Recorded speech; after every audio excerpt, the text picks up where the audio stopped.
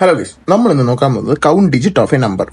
നമ്മളിവിടെ എടുത്തിരിക്കുന്ന ഇൻപുട്ട് എന്ന് പറയുമ്പോഴത്തേക്കും 1 2 3 എന്ന് പറഞ്ഞാൽ നമ്മുടെ ഔട്ട്പുട്ട് ഈക്വൽ ടു 3 ആണ്. എന്ന് പറഞ്ഞാൽ ഈ 1 2 3 എന്ന് പറഞ്ഞാൽ നമ്മൾ എടുത്തിരിക്കുന്ന നമ്പറിൽ എത്ര ഡിജിറ്റ് ഉണ്ട്? 3 ഡിജിറ്റ് ഉണ്ട്. അതായിരിക്കണം നമ്മുടെ ഔട്ട്പുട്ട്. ഓക്കെ, നമുക്ക് കോഡ് നോക്കാം.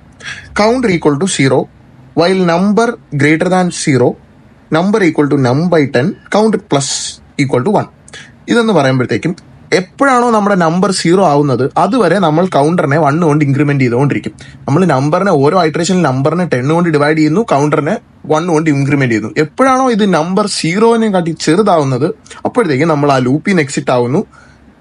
നമ്മൾ എത്ര തവണയാണോ ആ കൗണ്ടറിനെ ഇൻക്രിമെന്റ് ചെയ്തത് ആ വാല്യൂ നമ്മൾ റിട്ടേൺ ചെയ്യുന്നു.